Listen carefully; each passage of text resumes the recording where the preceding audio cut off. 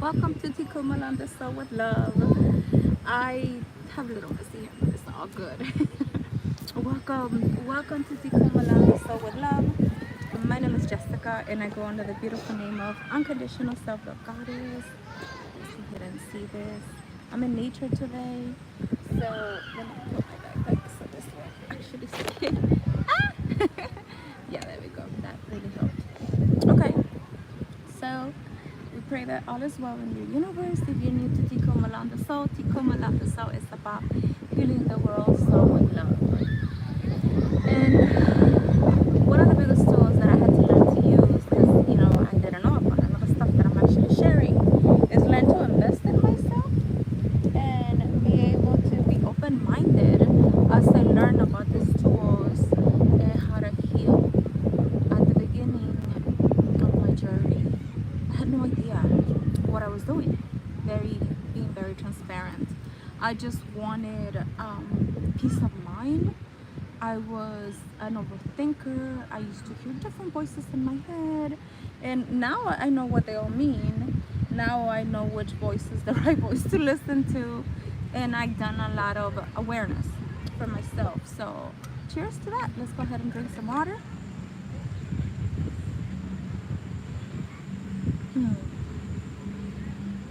I just seen a dragonfly. So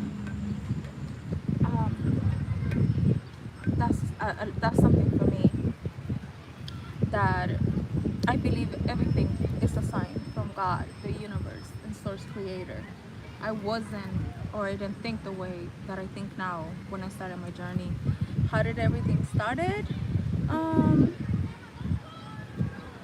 I basically can say that I was in a very beautiful fake relationship, in which I hid and numbed everything for 12 years.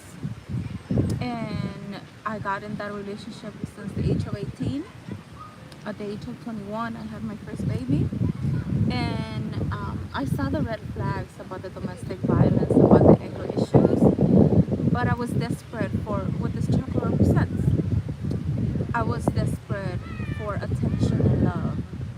And when you don't know what love is, you basically learn to settle for anything or anyone that gives you attention. So Tikkun Olam, the soul, means healing the world's soul with love, not sexual love, but agape love. That love that you only receive from God, the universe, God, source creator, and you can find within yourself.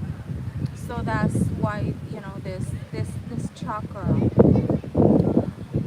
the fourth chakra, which our first chakra is developed between the ages when you are a little seed, a sperm seed, as a baby, coming from your parent, your dad, the masculine energy, and then you're put into your mom's ovaries through sex, and that's when you basically start developing the root chakra, that seed, that sperm, until the age of 7.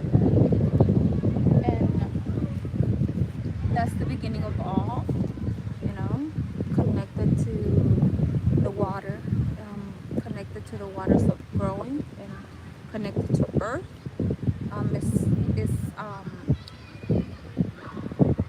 Is blocked by universe, and by not basically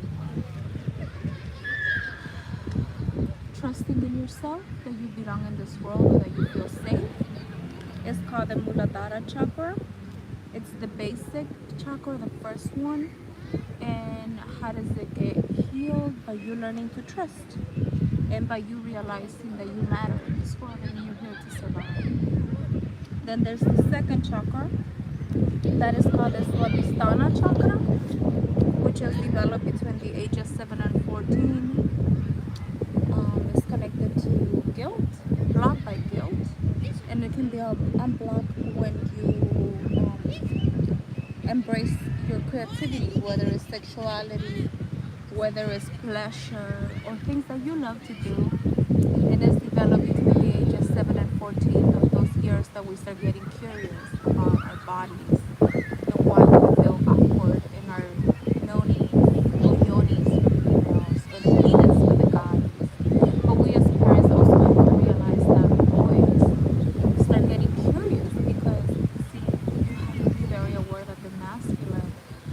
we'll wake up every single day with an erectile penis because our blood goes to a circulatory blood cleanse through our something that is called our meridians.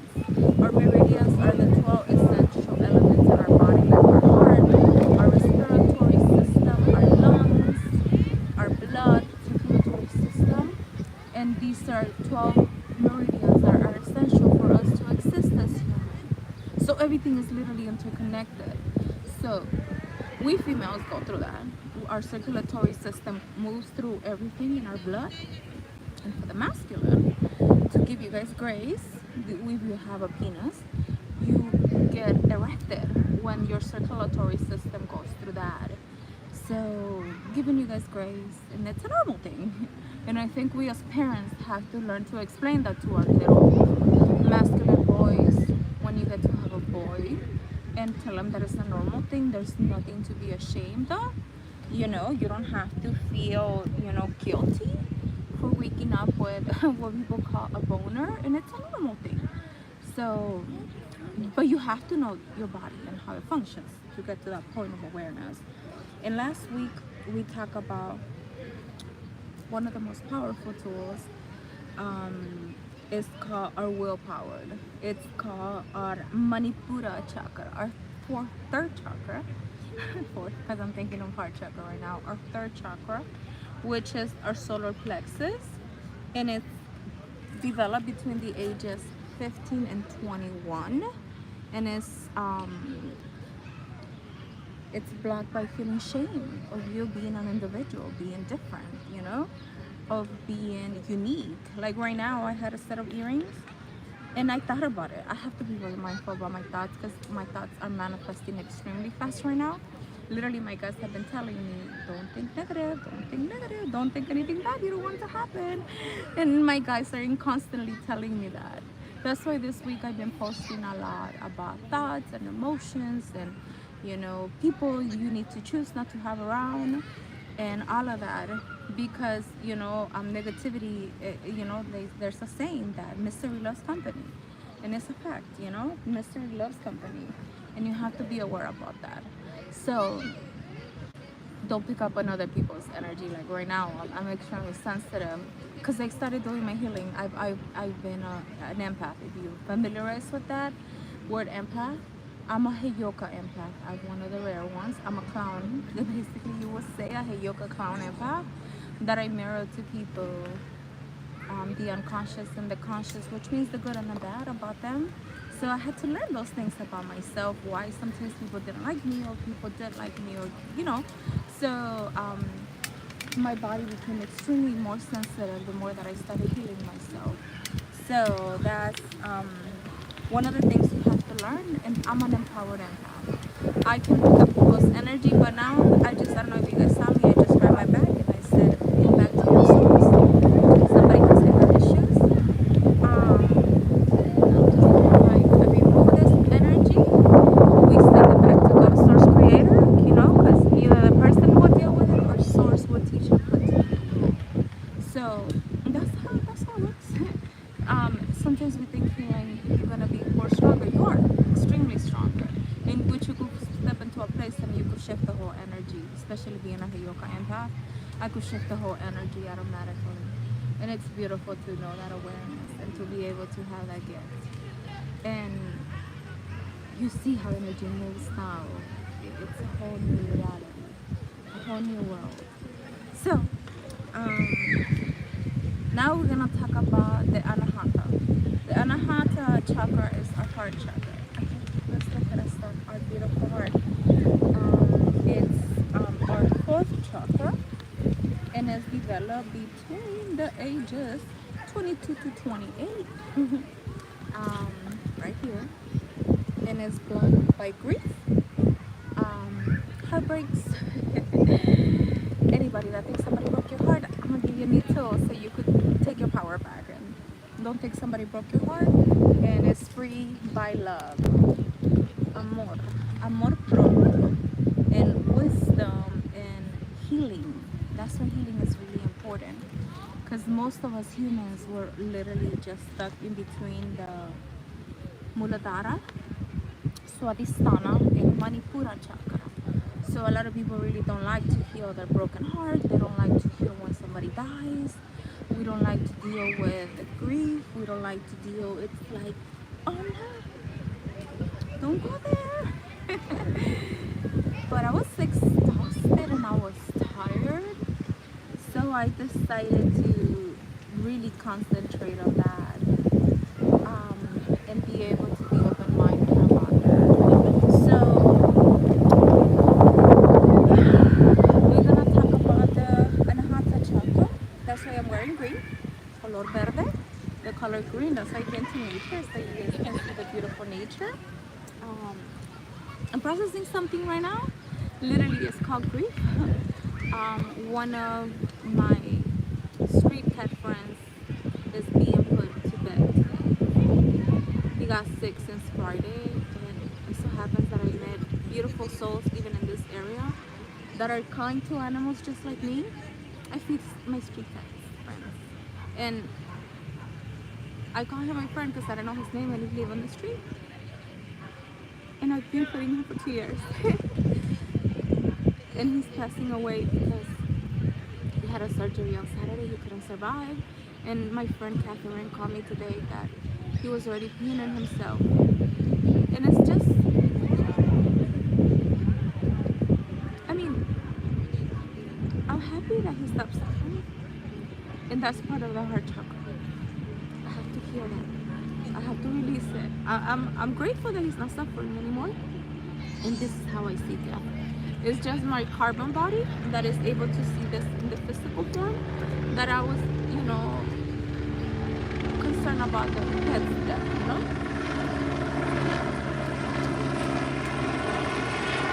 But I also know that by this beautiful cat, I call him my friend, passing away, he's not suffering anymore. And that's our heart. That's connected to our heart. And I know that it's coming because, hold on, let me show you guys. Y'all see that? I hope you guys can see it. That's the baby hummingbird. Yeah, it's a baby hummingbird that is literally on top of me. That's how I know my ancestors are telling me that even though I'm crying and I'm upset about this animal passing away, I'm doing exactly what I need to do. But that's how I am. I'm very extremely sensitive. Before I used to hide it. And you may say, why is she crying for a cat? I cry for anything. I've always been extremely sensitive. Since childhood I was. But I used to hide it. Now I'm okay with it. And I don't mind this expressing myself. It's a balance of my heart chakra and not hiding it on me, but also being grateful with the awareness. Oh, the hummingbird is back. There's 2 baby hummingbirds here. With the awareness that my heart is healed and I don't numb and hide how I healed. So my friend passing away, I know it's the universe kind of telling me, okay, there's something in there about death that you have to deal with. But my death is just my body, my carbon body that is attached to seeing that friend, my friend, the cat friend every day. But I know that he's not in pain anymore. So therefore, I know that, my friend Catherine took him to the vet on Friday, and he got surgery all day. He was hospitalized all day on Sunday. And this is a stray cat, And then she took him in her house and she sent me a picture and she asked me if I wanted to stop at her house, but things had been happening this weekend and I couldn't go. So then she asked me if I wanted to pass by and I couldn't, and today she told me he's really bad. He will not make it, And I told her I felt really bad for the cat, and we talked, and she told me that this is what I channel. So I'm a psychic and I'm a channeler, and I told her I think sometimes stray cats have suffered for so long on the street that we humans, we could work, we could make our money, but animals don't know how to get fed.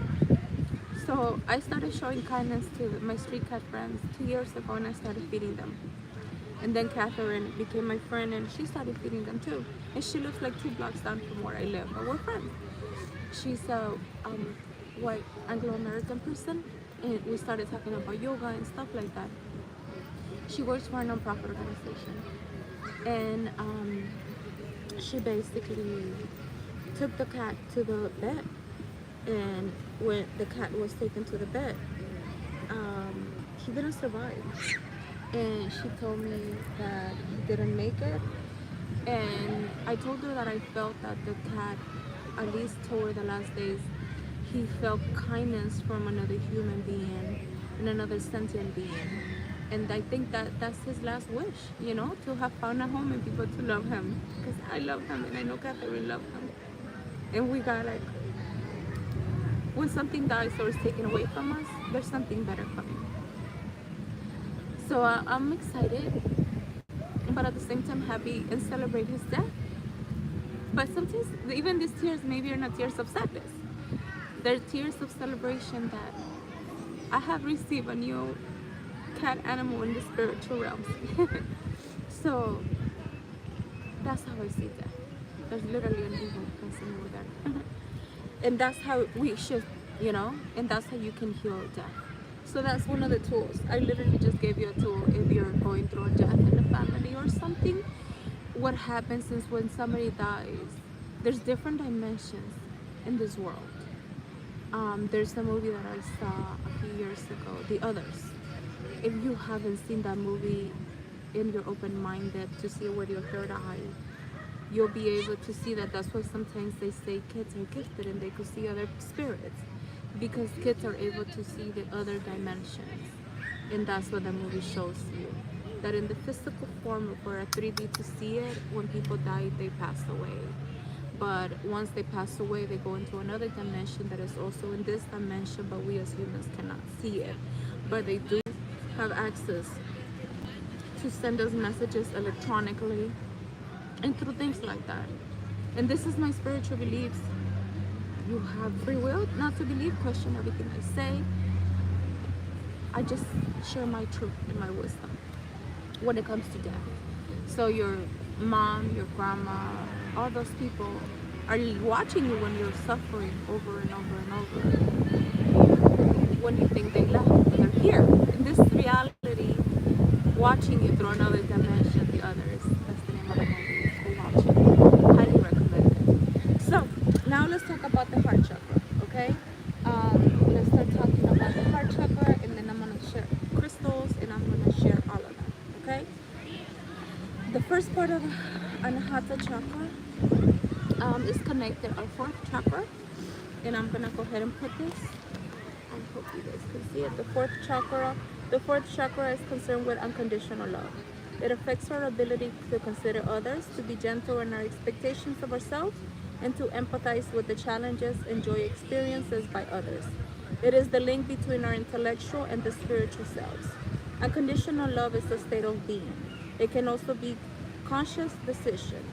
We can engage our will, our third chakra, and direct love with the fourth chakra to all those around us, who we are aware of how all things are interconnected, and give unconditional love to all those around us. We have a great sense of inner peace and well-being. The fourth chakra is located in the middle of the chest. A person who is continually giving even when they are in need of themselves is likely to be out of balance. In third chakra energy, someone who denies an empathy with those around them is also unable to show compassion, who would like to have depleted energy in the fourth chakra. This chakra is often referred to as the Anahata, the heart chakra. The corresponding chakra color is green. The Sanskrit name is the Anahata, commonly referred as the heart chakra. This chakra is represented by a lotus of 12 petals. So these are pictures, you know, nature, eating a lot of greens and engaging into having that beautiful green apples, everything green. Anything green it will help you, but you have to set the intention.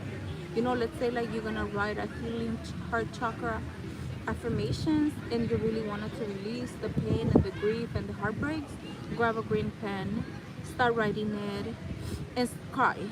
Because crying is releasing. There is no way in the world you will not.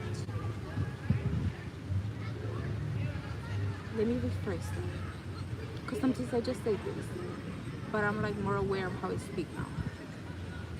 There is no way in the world you can heal by hiding, numbing, or suppressing the emotion, the pain, or whatever you're feeling. Therefore, when you're writing, it's a form of you remembering, putting it into paper, setting the intention that you're gonna release it, and crying and shedding as you're doing, and by doing that, you're shedding. Once you're crying and you have written that down, always have a water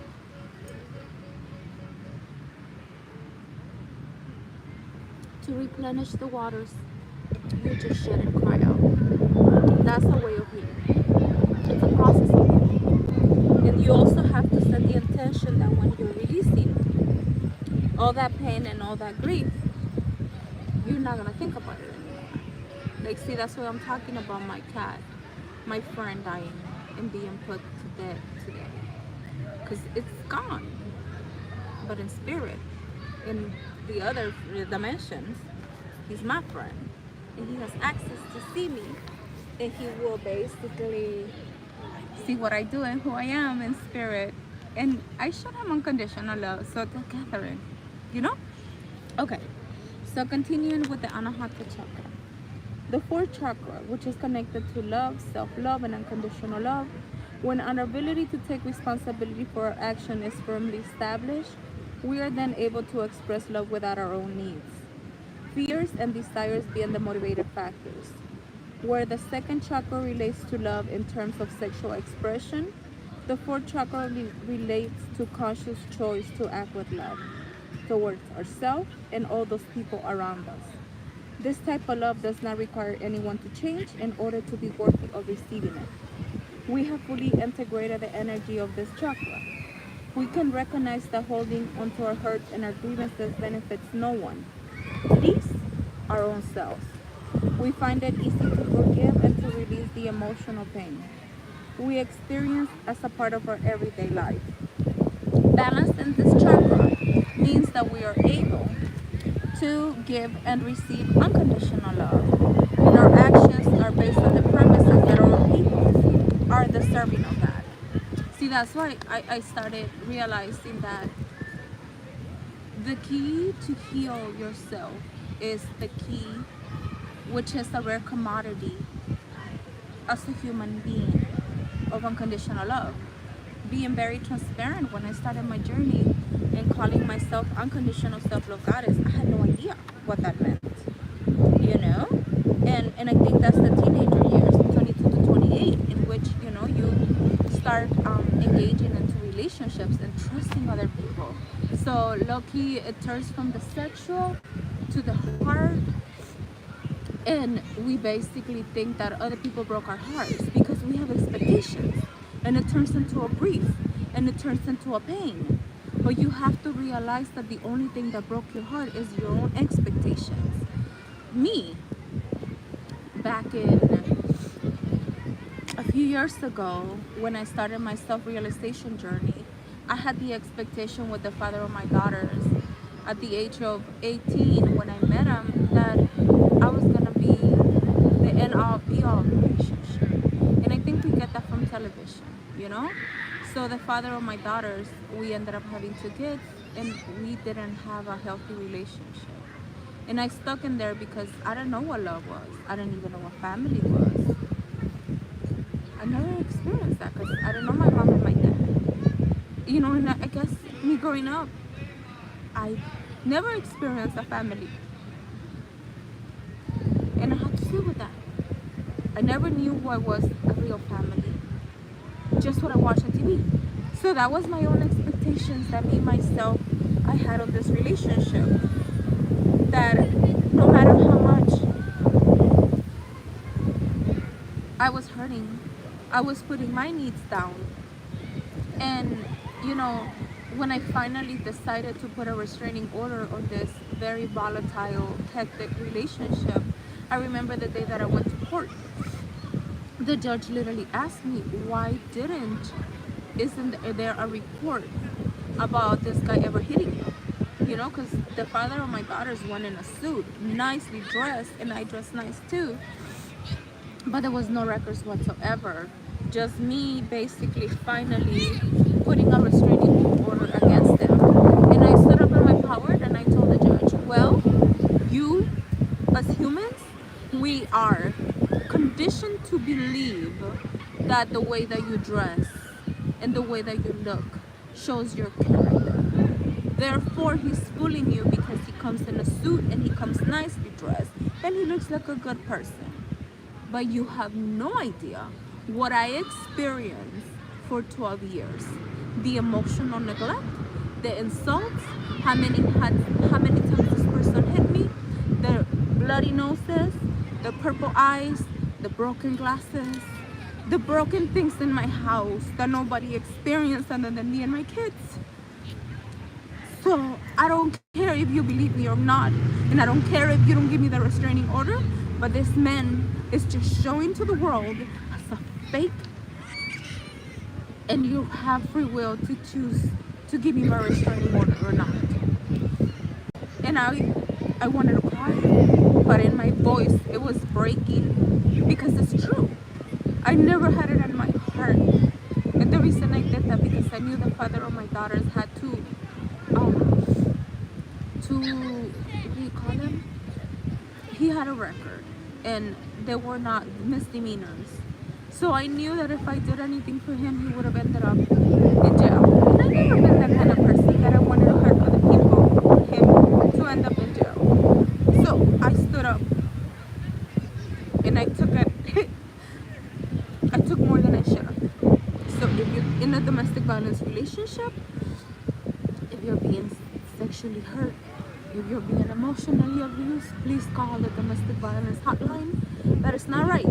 That is not correct. And also learn to heal your heart, so you will never accept anybody disrespecting you, hitting you, or mistreating you, or calling you names, because emotional abuse and emotional neglect is also neglect.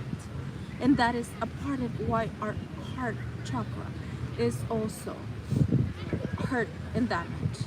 I was not aware about these things until I started going to therapy, and I'm thankful to him. He's the one who sent me to therapy, because he called child services to me and he called me an unfit mom, and I'm so grateful that he did that. And at that time I thought it was a tragedy, but now I don't see that as a tragedy. You know, I have learned to forgive him. I have learned to realize that he sent me to therapy, and it was a beautiful blessing in disguise, and I forgave him, and it helped me heal myself as long as integrate my spiritual parts of it. Okay, so now let's talk about crystals and tools you can also use, like physical tools that you can use.